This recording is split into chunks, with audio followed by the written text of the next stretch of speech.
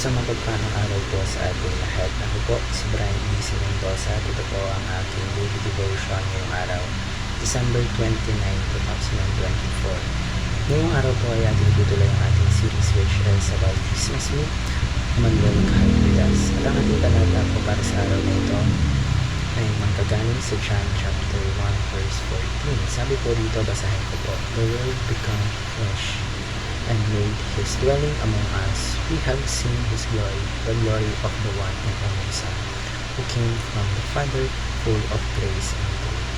Ngayong araw po, ang topic po natin specifically is about the Word of God became flesh. At upang ito ay ating tututunan, ngayon po tayo po ay dadako sa ating mga teachings para sa araw na ito upang mas bigyan ng kahulugan kung ano ba ang ating daily devotion sa araw na ito. Ngayon po, basahin ko po. Jesus is the Word who became flesh. So, si Jesus po, siya po yung God's Word that made real and tangible. So, sabihin, He came down from heaven para mamuhay kasama natin.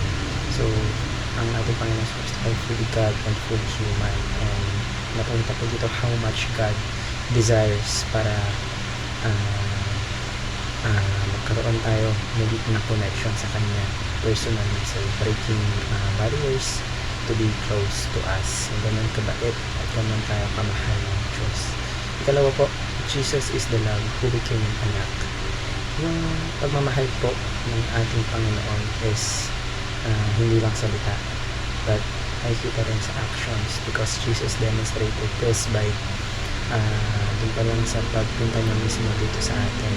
So, healing the broken and ultimately sacrificing Himself on the cross para sa mga kasalanan natin, yung nila na natin kasalanan sa unang tao.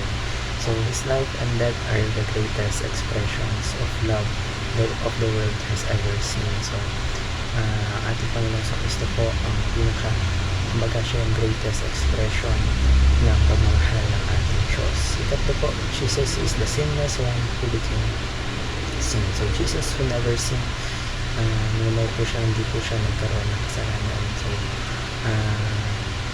He took on the weight of all of our sins so that tayo po ay mapapatawad, or we could be forgiven and made right with God. So, pamagitan po ng kanyang sakripisyo, He exchanged our brokenness for His righteousness, and that is a gift of grace we could never earn another end.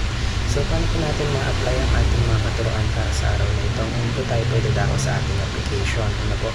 Embrace and comfortable life. So, buhay po nating Panginoon is wasn't easy. He faced challenges like rejection, suffering. So, following Him means being willing to step out of our comfort zone. Ibig sabihin, tayo ay nagtitiwala sa Kanya. We are trusting that God's plan is always for our good, even when times are tough. Ikalawa po, love God with all your entirety. So, God calls us to love Him with our whole being. Meaning, yung heart natin, yung soul natin, yung mind natin, and strength is talagang binibigyan natin sa Panginoon. So, this means prioritizing Him sa lahat ng aspeto ng ating mga buhay, seeking Him daily and letting His love shape who we are. And lastly po is be grateful to God every day. So, be grateful is yung gratitude. So, gratitude keeps our hearts aligned with God's greatness. So, no matter what we face po, kahit naman po ang harapin natin, we can always thank Him for His love, for His mercy, and for the gift of salvation sa pamamagitan ng ating Panginoon sa Kristo. So, make thankfulness a daily habit, and you will see na yung talagang mga blessings is darating sa iyo, and mas magiging clear yung buhay. Okay, marami po tayong natutunan sa araw na ito.